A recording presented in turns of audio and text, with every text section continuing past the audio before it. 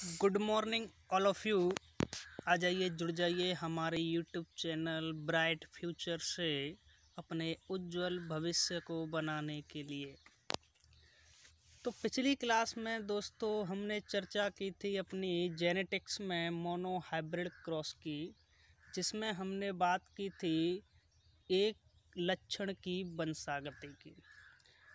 तो हमने चर्चा की कि जब जनक से संतति में केवल एक ही लक्षण की वंशागति का अध्ययन किया जाता है, तब हम उसको कहते हैं मोनो हाइब्रिड क्रॉस। ध्यान देना दोस्तों, यहाँ अपन चर्चा कर रहे थे जेनेटिक्स की, ठीक है।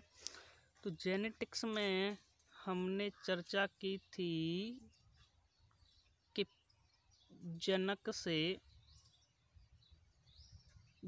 से संतति में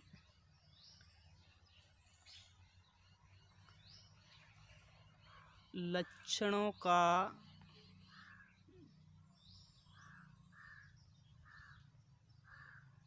स्थानांतरण।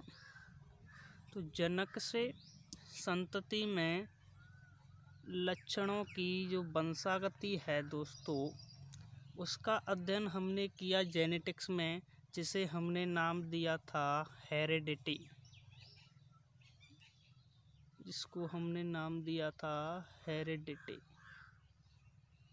यहाँ तक समझ में आ गया। जब जनक से लक्षणों की वंशागति होती है संतति में, जिसे अपन कहते हैं हेरेडिटी, अतः हिंदी में बोलते हैं इसको आनुवांशिकता, ठीक है।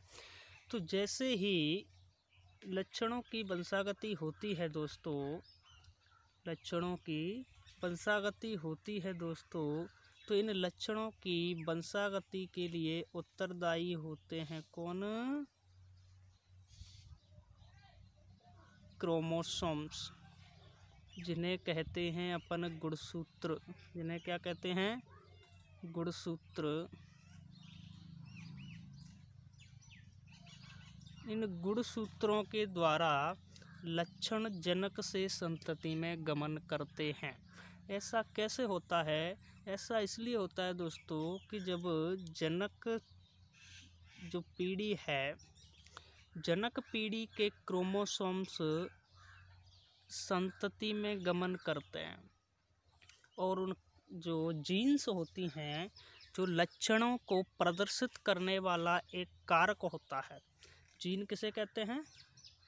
जीन होता है लक्षणों को प्रदर्शित करने वाला कारक, और ये जीन गुणसूत्रों पर स्थित होती हैं। ये जो जीन हैं वो कहाँ पर स्थित होती हैं? ये जीन गुणसूत्रों पर स्थित होती हैं, और गुणसूत्रों के जनक से संतति में गमन होने के कारण जीन भी गुणसूत्र के साथ में कहाँ चले जाते हैं? संतति में। तो जीन ही लक्षण को निर्धारित करते हैं और लक्षण भी गुणसूत्रों के साथ संतति में गमन हो जाते हैं। तो जिसे हमने क्या कहा था दोस्तों? जिसे हमने नाम दिया था क्या? हेरिडिटी। जनक से संतति में गुणसूत्रों के द्वारा लक्षणों का स्थानांतरण, अतः लक्षणों की वंशागति, जिसे अपन कहते थे क्या कहते थे बताइए? हेरिडिटी कहते थे। इसी प्रकार दोस्तों, जब आगे की ओर बात करें कि लक्षणों की वंशागति हो जाती है जनक से संतति में, तो होता है क्या?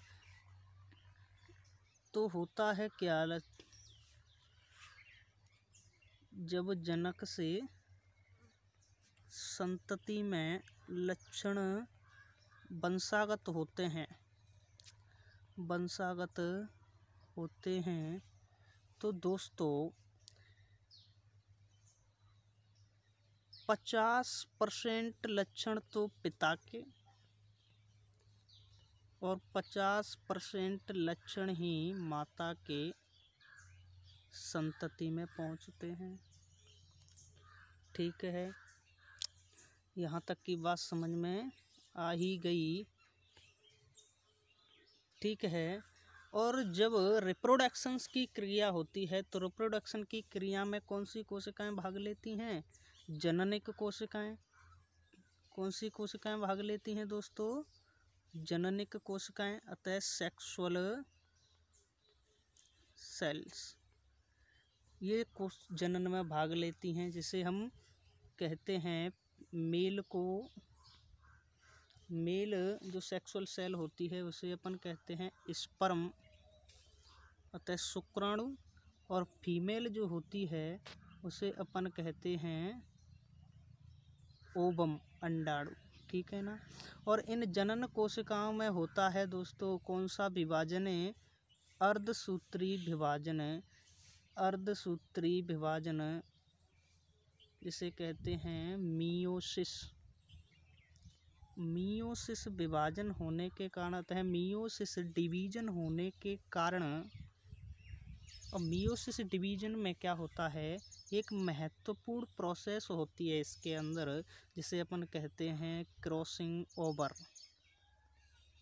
जिसे अपन क्या कहते हैं? Crossing over. क्रॉसिंग ओवर क्या होती है? जीन विनिमय।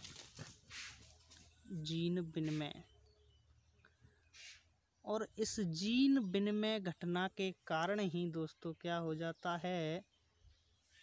जनक की प्राप्त जो संततियां हैं उन संतति में विभिन्नताएं उत्पन्न हो जाती हैं। विभिन्नताएं उत्पन्न हो जाती हैं। क्या उत्पन्न हो जाती हैं? विभिन्नताएं उत्पन्न, वेरिएशंस,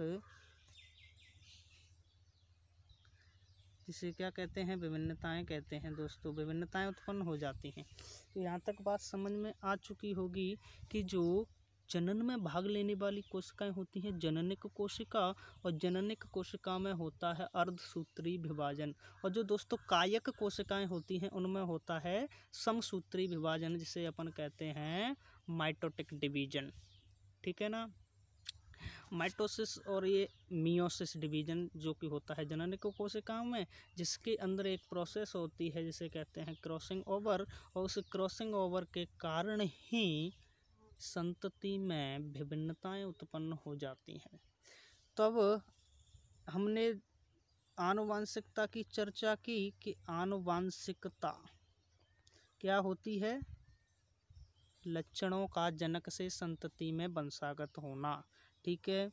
दूसरी हमारी आई विभिन्नताएं।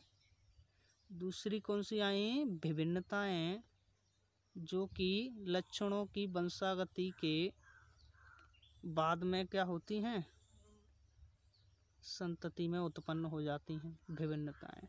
तो इन दोनों का जो अध्ययन किया जाता है दोस्तों उसे कहते हैं आनुवांशिकी। वह क्या होती है? आपकी जेनेटिक्स। ठीक है ना। तो जनक से संतति में लक्षणों की वंशागति तथा उसके फलस्वरूप संतति में उत्पन्न विभिन्नताओं का अध्ययन जिसमें किया जाएगा उसे कहते हैं जेनेटिक्स। दोस्तों ध्यान देना, बात यहाँ तक की हमारी चर्चा हो चुकी थी दोस्तों। जेनेटिक्स के अंदर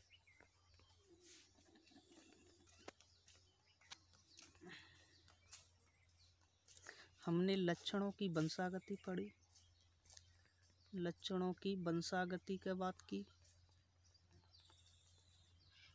ठीक है।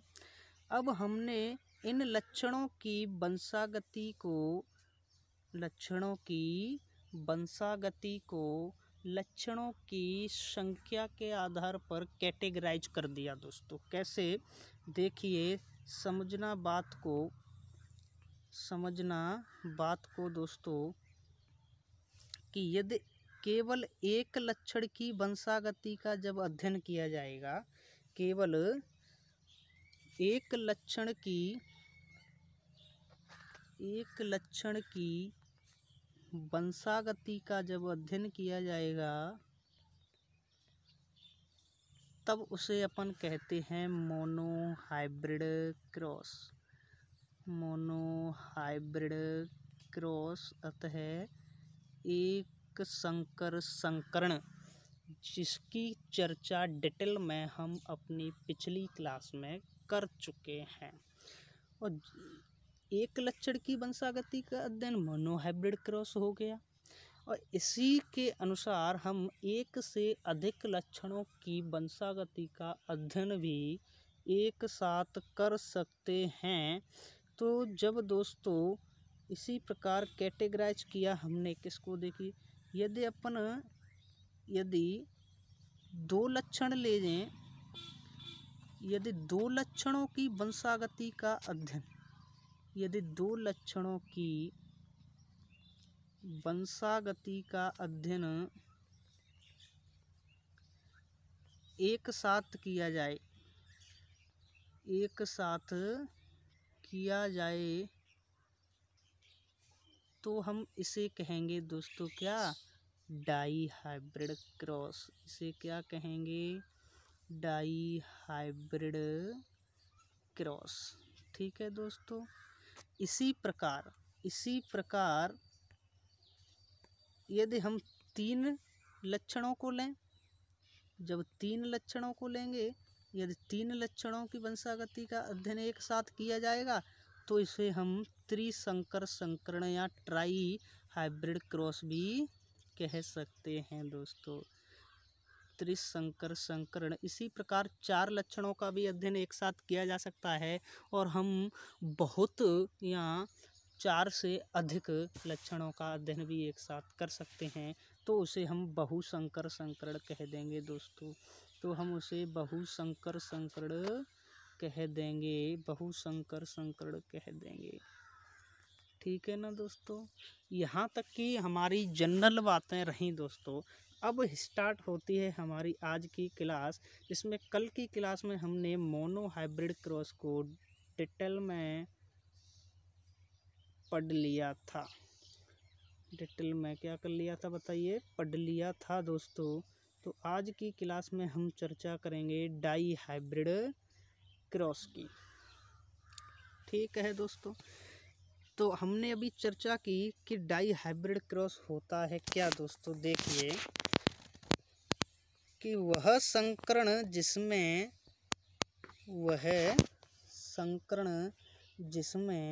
दो लक्षणों की वंशागति का अध्ययन किया जाता है उसे द्विसंकर संकरण कहते हैं। आगे बात समझ में। हमने अभी बताया कि जब दो लक्षणों को एक साथ हम अध्ययन में लेंगे, जब दो लक्षणों की वंशागति को एक साथ अध्ययन में लेंगे तो उसे अपन क्या कहेंगे, द्विसंकर संकरण कहते हैं दोस्तों। अब दोनों लक्षण विपर्यासी होते हैं। दोनों लक्षण कैसे होते हैं दोस्तों, विपर्यासी होते हैं। ये विशेष ध्यान देना इस बात पर कि दोनों लक्षण कैसे होंगे, विपर्यासी लक्षण होंगे। तो यहाँ हम लिख सकते हैं कि वह संकरण जिसमें दो विपर्यासी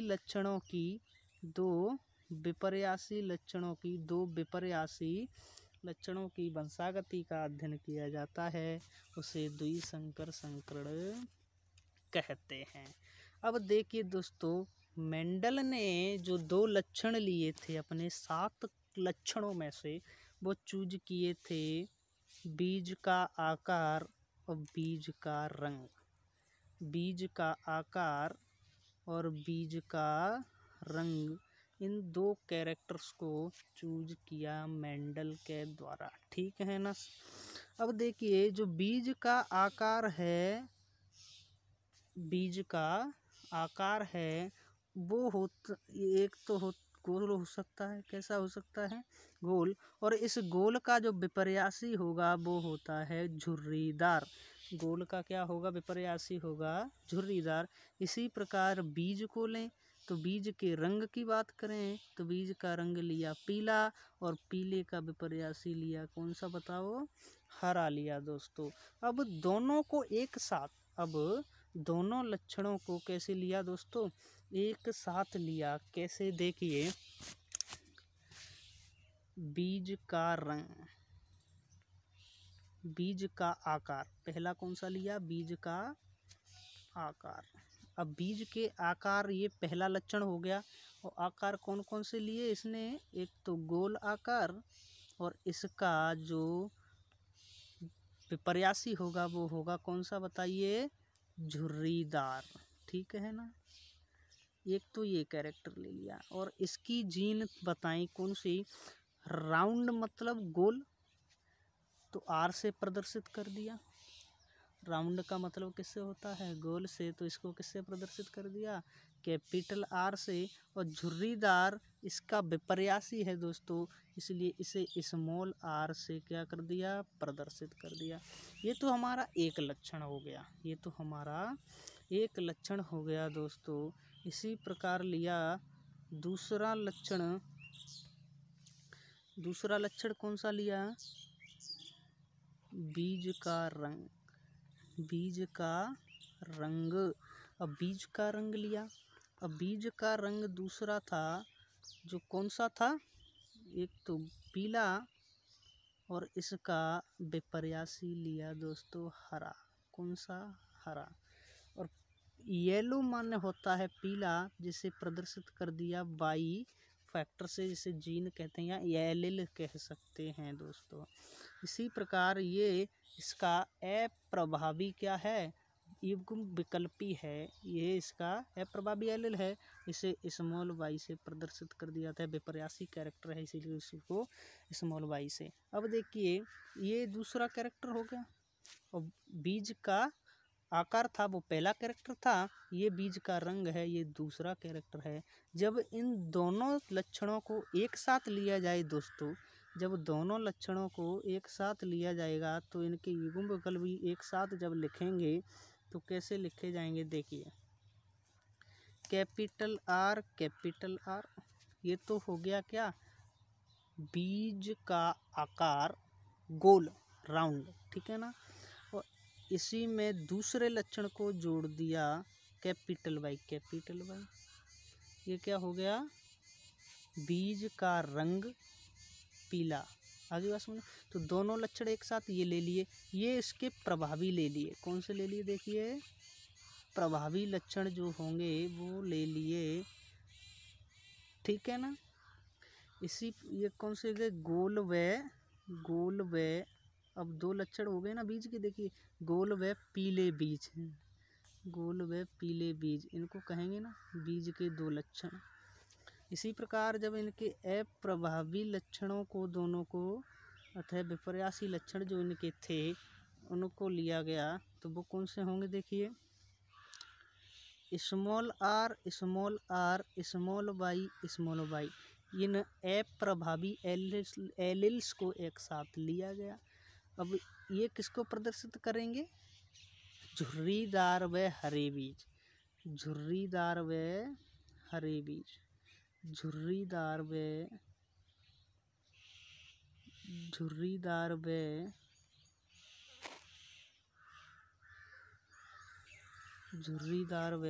हरे बीज।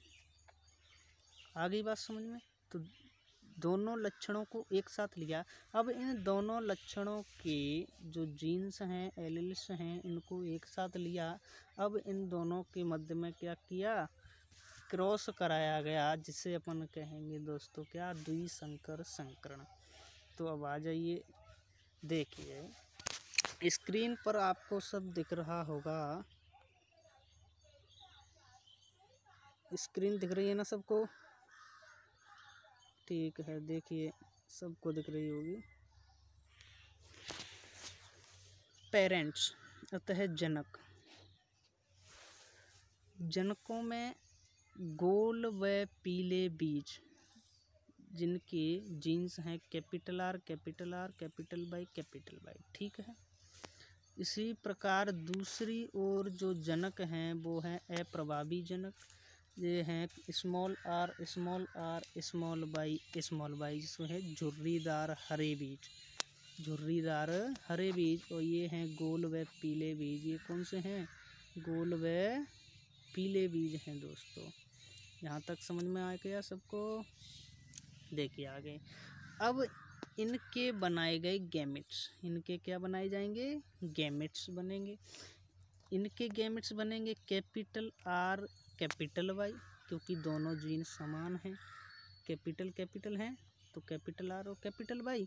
इसी प्रकार इधर भी दोनों जीन समान हैं, स्मॉल आर स्मॉल वाई, ये जीन्स बनेंगी। और इनके मध्य जब क्रॉस कराया जाता है दोस्तों, तो फर्स्ट जो पीढ़ी बनती है F1 जनरेशन, इस F1 जनरेशन में प्राप्त होते हैं हमको हेटेरोजाइगस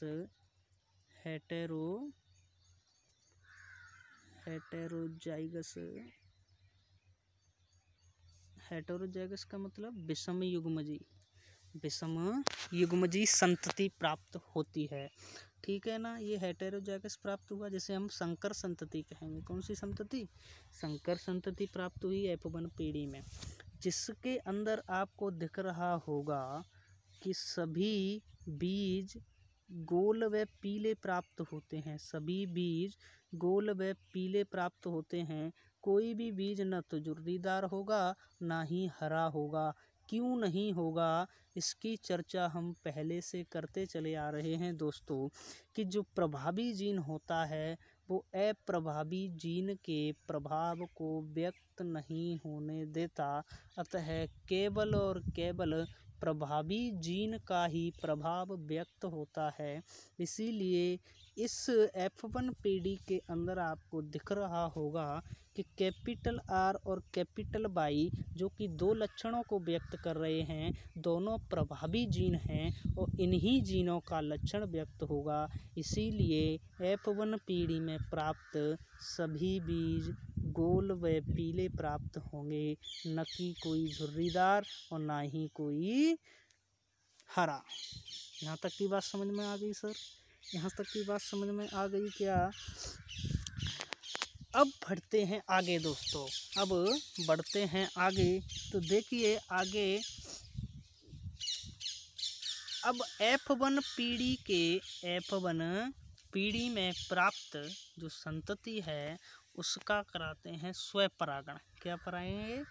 स्वपरागण कराते हैं, सेल्फ पॉलिनेशन कराते हैं। जो सेल्फ पॉलिनेशन के लिए जब दोनों के मध्य क्रॉस कराते हैं दोस्तों, तो देखिए आगे होगा क्या। देखिए हमको F1 पीढ़ी में प्राप्त हुए कैपिटल आर कैपिटल वाई और स्मॉल वाई।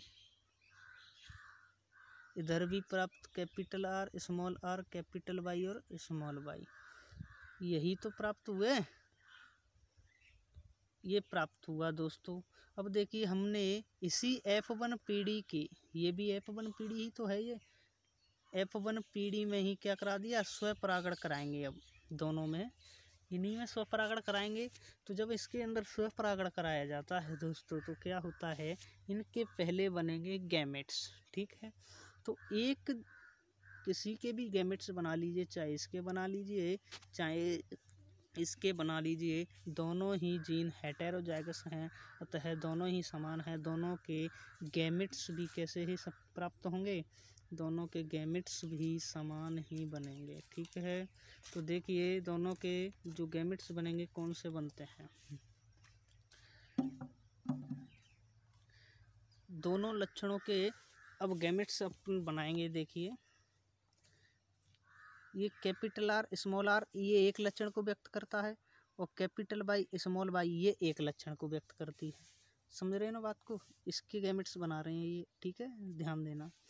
अब कैपिटल आर स्मॉल आर ये तो एक लक्षण को व्यक्त कर रही है, और कैपिटल वाई और स्मॉल वाई ये एक लक्षण को व्यक्त कर रही है। ठीक है ना, जब इन दोनों लक्षणों के मध्य अपन क्रॉस करा देंगे तो हमको इसके क्या प्राप्त होंगे, गैमेट्स। तो देखिए capital R capital Y, capital R small Y, और इसका इससे कराएंगे तो स्मॉल आर कैपिटल वाई, और इसका इससे कराने पर क्या प्राप्त होंगे, स्मॉल आर और स्मॉल वाई। आगे बात समझ में? ये गैमेट्स प्राप्त होते हैं हमको F1 पीढ़ी के। ठीक है ना, यही गैमेट्स इसके भी प्राप्त होंगे, यही गैमेट्स इसके भी प्राप्त होंगे, जो कि इसके प्राप्त हुए हैं। दोनों के गैमेट्स कौन से होंगे, यही होंगे दोस्तों। ठीक है, तो अब देखिए इसके अंदर आपको दिख रहा होगा कि ये तो है आपके कौन से, ये तो है मान लीजिए मेल गैमेट्स और ये हैं आपके फीमेल गैमेट्स, ठीक है ना। ये गैमेट्स प्राप्त हुए F1 पीढ़ी में जब स्वपरागण कराया capital R capital Y, small R capital Y, capital R small Y, small R small Y. इसी प्रकार ये जो फीमेल गैमेट्स हैं वो भी यही प्राप्त होंगे, capital R capital Y, small R capital Y और capital R small Y, small R small Y, ये प्राप्त होंगे दोस्तों। यहाँ तक की बात क्लियर होनी चाहिए, यहाँ तक की बातें क्लियर होनी चाहिए। अब इनके मध्य में होता है क्रॉस, तो जब इनके मध्य में क्रॉस होता है तो हमें प्राप्त होती है F2 पीढ़ी। और F2 पीढ़ी में देखिए दोस्तों, जब इनके मध्य क्रॉस कराते हैं तो क्या प्राप्त होता है, देखिए आगे कैपिटल आर कैपिटल वाई, इन दोनों के मध्य में क्रॉस कराया तो जब इसके और इसके बीच में, जब इसके और इसके बीच में क्रॉस कराएंगे तो कैपिटल आर इस कैपिटल वाई स्मॉल वाई। इसी प्रकार इसमें प्राप्त होगा कैपिटल आर स्मॉल आर और कैपिटल वाई, और इसका प्राप्त होगा capital R capital Y small Y. इस प्रकार इसका अब सभी से इन सभी से क्रॉस कराया जाएगा, फिर इनका भी इस सभी से क्रॉस कराया जाएगा, फिर इसका भी इन सभी से क्रॉस कराया जाएगा। तो जैसा कि आपको इस चेकर बोर्ड में दिखाई दे रहा है दोस्तों, उसी प्रकार से जीन्स क्या होते हैं, प्राप्त होते हैं। आगे यहाँ तक की बात समझ में। जब इन जीन्स प्राप्त होंगे तो अब हम देखते हैं इस F2 पीढ़ी में, ये कौन सी पीढ़ी है, F2 पीढ़ी। और इस F2 जनरेशन में देखिए दोस्तों कि फिनोटाइप अनुपात कितना प्राप्त होगा, बात उसकी होनी चाहिए कि फिनोटाइप अनुपात कितना प्राप्त होगा, चर्चा का विषय ये है। तो फिनोटाइप क्या होता है और जीनोटाइप क्या होता है, इनकी बात हम विस्तार पूर्वक कल की क्लास में कर चुके हैं। तो अब देखिए फिनोटाइप दर्शाता है बाहरी लक्षण, और बाहरी लक्षण हमने कितने लिए हैं, 2, और दोनों के कितने हैं, विपर्यासी हैं 2। तो लक्षणों की जब अपन बात करेंगे दोस्तों, तो गोल और पीला ये एक लक्षण है, गोल और पीला ये एक लक्षण है, और गोल और हरा भी एक ये लक्षण है, और झुर्रीदार पीला और झुर्रीदार हरा ये लक्षण है, ठीक है ना।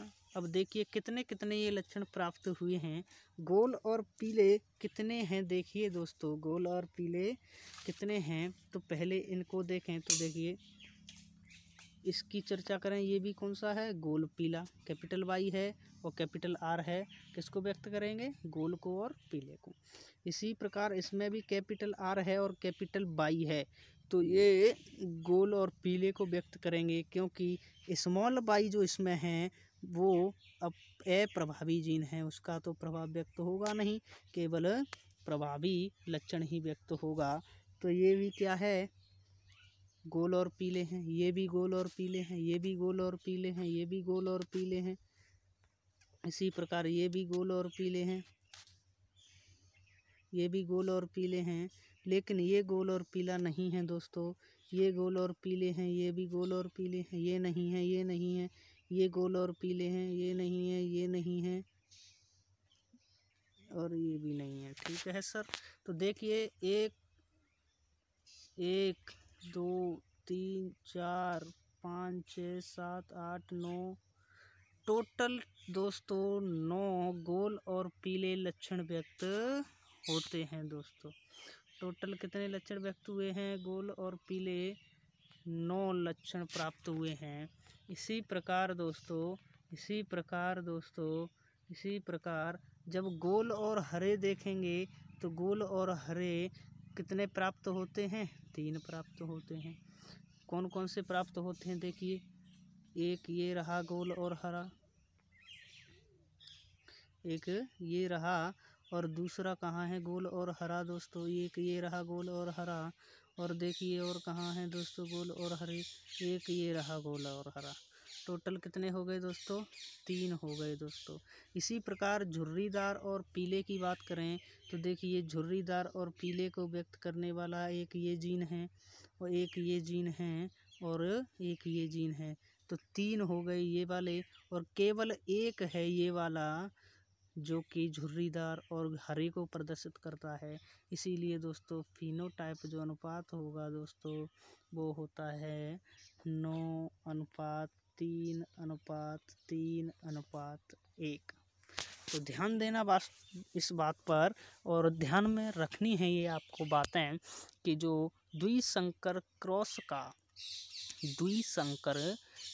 का फिनोटाइप अनुपात 9:3:3:1 होता है। इसी प्रकार इसके जब बात करते हैं जीनोटाइप अनुपात की दोस्तों, तो नीचे दिख रहा है आपको कि इसका जो जीनोटाइप अनुपात है ये दे रखा है दोस्तों। अब इसकी जीन्स को देखेंगे कि कितने प्रकार की जीन्स द्विसंकर संकरण की F2 पीढ़ी में प्राप्त हुई हैं, वही उसका क्या हुआ जीनोटाइप अनुपात होगा।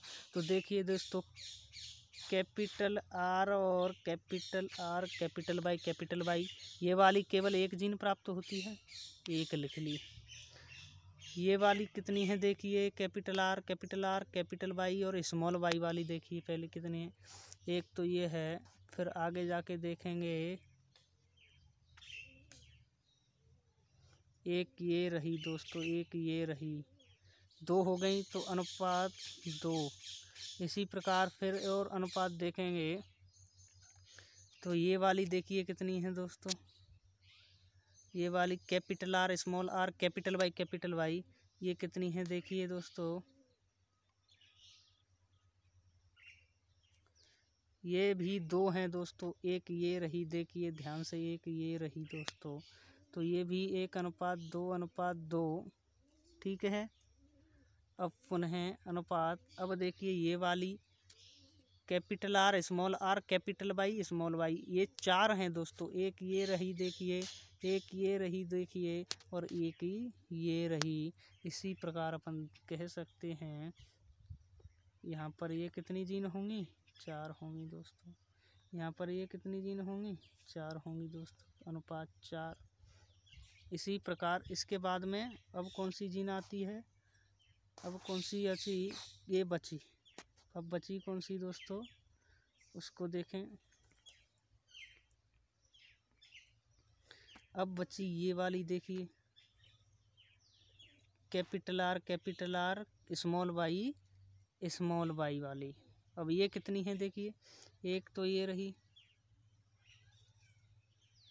एक ही है दोस्तों, एक ही है, तो यहाँ एक और लिख दिया अनुपात। इसके बाद अब कौन सी बचती है, अब बचती है ये देखिए, कैपिटल आर और स्मॉल वाई ठीक है दोस्तों।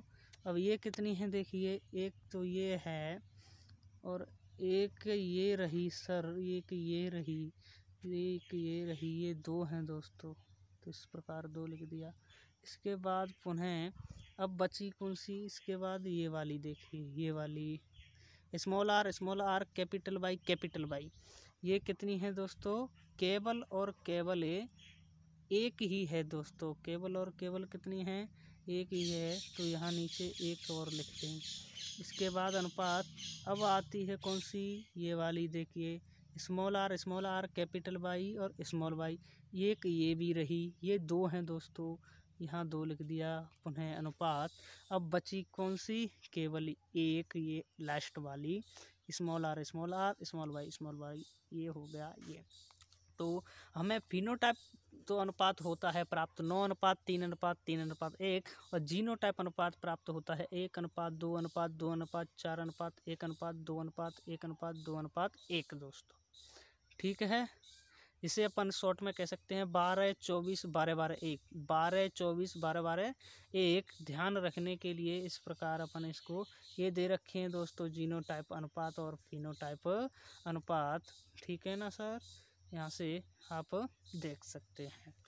अगली बात हमारी है जीनोटाइप अनुपात और फिनोटाइप अनुपात के बाद में हम बात करेंगे अपने उस द्विसंकर संकरण क्रॉस पर आधारित एक तीसरा नियम जो बाकी था हमारा मेंडल का स्वतंत्र अपव्यूहन का नियम। जो हमने मेंडल के 3 नियम थे दोस्तों, पहला नियम था प्रभाविता का नियम, दूसरा था पृथक्करण का नियम और तीसरा था स्वतंत्र अपव्यूहन का नियम। इनमें से जो 2 नियम थे हमारे प्रभाविता का नियम, पृथक्करण का नियम, ये थे एकल संकर संकरण पर आधारित, जिनकी चर्चा हम पिछली क्लास में कर चुके हैं। आज की क्लास में हमारा जो एक नियम बचता है स्वतंत्र अपव्यूहन का नियम, ये है द्विसंकर संकरण पर आधारित, जिसकी चर्चा अब हम करने वाले हैं। तो देखिए दोस्तों, स्वतंत्र अपव्यूहन का नियम कहता है क्या? ये कहता है कि जब किसी जनक से 2 या 2 से अधिक लक्षणों की वंशागति होती है तो कोई भी लक्षण किसी दूसरे लक्षण पर आधारित नहीं होता। ये स्वतंत्र रूप से अपना गुण प्रदर्शित करते हैं। एक लक्षण की वंशागति दूसरे लक्षण की वंशागति पर निर्भर नहीं होती। दोस्तों यहाँ समझते हैं, देखिए नीचे हम बात कर रहे थे दोस्तों, इधर आ जाइए। हम चर्चा कर रहे थे द्विसंकर संकरण की, ठीक है। तो द्विसंकर संकरण में 2 लक्षणों की वंशागति का अध्ययन किया जाता है। आगे बात समझ में? तो 2 लक्षणों की वंशागति का अध्ययन आप करते हैं।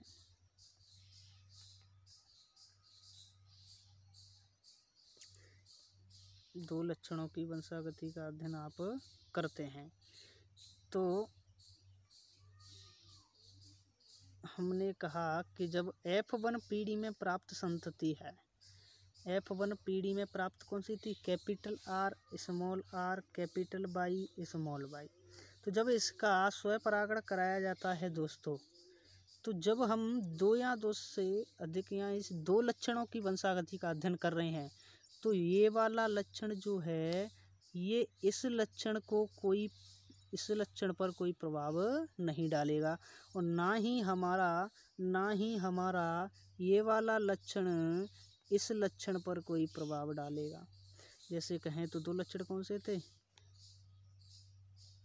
एक तो था बीज का आकार,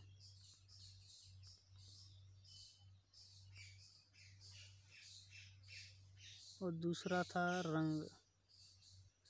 तो ना तो आकार वाला कोई भी जीन इस रंग वाले जीन पर कोई प्रभाव नहीं डालेगा, और रंग वाला जो जीन होगा वो भी आकार वाले जीन पर कोई प्रभाव नहीं डालेगा। अतः हमने क्रॉस जब कराया तो हमने देखा कि दोनों ही क्या जीन स्वतंत्र रूप से संतति में गमन करते हैं। कोई भी लक्षण एक दूसरे पर कोई प्रभाव नहीं डालता। आगे बात समझ में? जो 2 लक्षणों की वंशागति के हम अध्ययन करते हैं, तो दोनों लक्षण आपस में किसी भी लक्षण को क्या नहीं करते? प्रभावित नहीं करते। अतः दोनों ही लक्षण F2 पीढ़ी में या कहें तो संतति में कैसे गमन करते हैं? स्वतंत्र रूप से गमन करते हैं। वो एक दूसरे पर आधारित नहीं होते दोस्तों, एक दूसरे पर आधारित नहीं होते। देखिए तो इस F1 पीढ़ी में हमने देखा कि ये दोनों लक्षण जो हैं, जब इनके युग्मकों का निर्माण करके स्वपरागण कराया जाता है, तो दोनों ही लक्षण स्वतंत्र रूप से क्या करते हैं? गमन करते हैं, एक दूसरे पर कोई प्रभाव नहीं डालते। इसे कहते हैं स्वतंत्र अपव्यूहन का नियम दोस्तों। तो आशा है कि आपको स्वतंत्र अपव्यूहन का नियम आसानी से समझ में आ गया होगा। यदि आपको पूछी जाती है कि स्वतंत्र अपव्यूहन के नियम को चेकर बोर्ड की सहायता से समझाइए, तो दोस्तों आपको इस नियम को लिखकर पुनः द्विसंकर संकरण क्रॉस को चेकर बोर्ड की सहायता से समझाना होगा और पूरा डिस्क्राइब करना होगा। आगे यहाँ तक की बात समझ में? स्वतंत्र अपव्यूहन के नियम को एक बार पुनः दोहरा देते हैं। यहाँ तक की बात समझ में आ गई होगी कि जब हम 1 से अधिक लक्षणों की वंशागति का अध्ययन करते हैं, जैसे कहें तो 2 लक्षणों की वंशागति का अध्ययन करते हैं, तो कोई भी लक्षण एक दूसरे को क्या नहीं करता? प्रभावित नहीं करता। अतः 2 लक्षण संतति में स्वतंत्र रूप से क्या करते हैं, गमन करते हैं या वंशागत होते हैं। कोई भी लक्षण एक दूसरे पर आधारित नहीं होता। आगे बात समझ में यहाँ तक? ये था आपका स्वतंत्र अपव्यूहन का नियम और ये थी हमारी आज की क्लास डाई हाइब्रिड क्रॉस की दोस्तों। तो यहीं पर समाप्त करते हैं अपनी क्लास को और कल की क्लास में अपन लेके आएंगे कुछ अन्य कंसेप्ट इसी आनुवांशिकी के। ठीक है, तो धन्यवाद दोस्तों।